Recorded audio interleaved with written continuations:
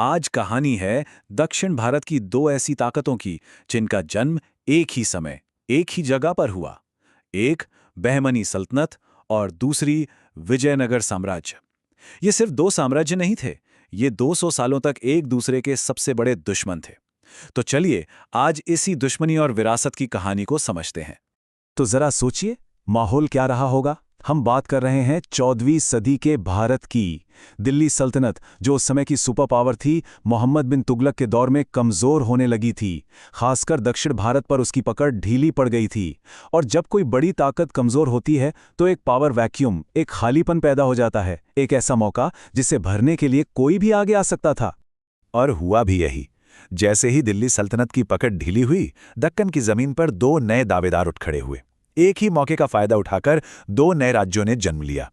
उत्तर की तरफ बहमनी सल्तनत और उसे सीधी टक्कर देने के लिए ठीक उसके दक्षिण में विजयनगर साम्राज्य। तो ये थे कौन? चलिए जरा आमने सामने रखकर देखते हैं इनको। एक तरफ थी बहमनी सल्तनत। इसे 1347 में हसन गंगू नाम के गवर्नर ने बनाया, जिसने खुद को बहमन शाह का टाइटल दिया। राजधानी थी गुलबर्गा। वहीं उससे सिर्फ 11 साल पहले 1336 में हरिहर और बुक्का नाम के दो भाइयों ने विजयनगर साम्राज्य की नींव रखी थी। और उनकी राजधानी थी शानदार हस्तिनावती, जिसे आज हम हम्पी के नाम से जानते हैं। मतलब ये दोनों ताकतें लगभग एक साथ एक दूसरे के पड़ोस में ही पैदा हुईं। और जैसा कि होता है, जब दो इतने शक्तिशाली पड़ोसी हों तो दोस्ती की गुंजाइश कम ही होती है। इनका इतिहास भी कोई अलग नहीं था। लगभग 200 सालों तक इनके बीच लगातार लड़ाइयां चलती रहीं। पर सवाल यह है कि आखिर इतनी गहरी दुश्मनी की वजह क्या थी? इस सारी दुश्मनी की जड़ को समझने के लिए ना हमें एक शब्द समझना होगा, दोआब। इसका मतलब होता है दो नदियों के बीच की जमीन।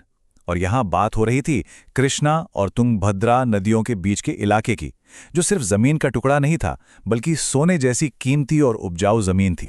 तो वजह क्या थी? देखिए, मोटे तौर पर 3 बड़ी वजह थीं। पहली, यही रायचूर दोआब। ये जमीन इतनी उपजाऊ और स्ट्रेटेजिक थी कि दोनों ही मानते थे कि इस पर उनका हक है। दूसरी वजह थी गोलकुंडा की हीरे की खानें। ये खानें बहमनी सल्तनत में थीं, पर विजयनगर के राजाओं की नज़र हमेशा इन पर गड़ी रहती थी।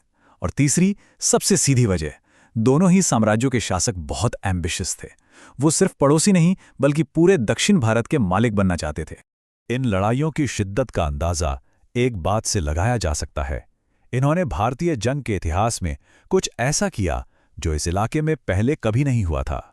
जी हां, दक्षिण भारत के इतिहास में पहली बार तोपखाने यानी आर्टिलरी का इस्तेमाल इन्हीं बहमनी विजयनगर की लड़ाइयों में हुआ था। ये दिखाता है कि ये कोई छोटी-मोटी झड़पें नहीं थीं। ये एक जबरदस्त टकराव था, जहां दोनों तरफ जीत के लिए कोई भी नई तकनीक अपनाने को तैयार थे। अब सवाल ये उठता है कि भाई 200 साल तक लड़ने के लिए पैसा कहां से आ रहा था? इतनी लंबी दुश्मनी को चलाने के लिए वो कौन से इंजिन्स थे जो इन साम्राज्यों को ताकत दे रहे थे? जवाब सीधा है, पैसा। और ये पैसा आ रहा था दो मेन जगहों से। पहला, भू राजस्व, यानी जमीन से मिलने वाला टैक्स। जब आपके पास रायचूर दोआब जैसी उपजाऊ जमीन हो तो खजाना कभी खाली नहीं होता। और दूसरा, उतना ही जरूरी जरिया था इंटरनेशनल ट्रेड, यानी अंतर्राष्ट्रीय व्यापार। मतलब ये सिर्फ आपस में नहीं लड़ रहे थे, इनका कारोबार तो पूरी दुनिया में फैला हुआ था। पश्चिमी एशिया, पूर्वी अफ्रीका, साउथ ईस्ट एशिया, यहां तक कि चीन तक इनके जहाज आते जाते थे। गोवा जैसे बंदरगाहों से होने वाले इस व्यापार ने इन्हें बेइंतहा अमीर और ताकतवर बना दिया था। और देखिए, विजयनगर की शानो शौकत की गूंज तो दुनिया भर में थी। इटली से एक यात्री आया था, डोमिंगो पेस। वो विजयनगर के सबसे महान राजा कृष्णदेव राय के दरबार में कई साल रहा। उसने लिखा है कि राजा ने सिर्फ एक महान योद्धा था, बल्कि बहुत इंसाफ पसंद इंसान भी था। इस पूरी कहानी में और भी कई अहम किरदार थे, जैसे बहमनी सुल्तान फिरोज शाह, जिसे एस्ट्रोनॉमी में बहुत दिलचस्पी थी। उसने दौलताबाद में एक ऑब्जर्वेटरी भी बनवाई। लेकिन बहमनी सल्तनत का सबसे बड़ा नाम था महमूद गवा। वो एक इतना काबिल वजीर था कि उसके समय में सल्तनत अपनी बुलंदियों पर पहुंच गई। पर अक्सर यही होता है, सबसे काबिल इंसान को ही साजिशों का शिकार होना पड़ता है। और उसकी मौत के साथ ही सल्तनत के बुरे दिन शुरू हो गए। और यहीं से कहानी का रुख बदल जाता है। महमूद गवाह की मौत के बाद बहमनी सल्तनत को संभालने वाला कोई नहीं था। दरबार में गुटबाजी और झगड़े शुरू हो गए। वो ताकत जो सबको एक साथ रखती थी, अब खत्म हो चुकी थी और साम्राज्य टूटने लगा।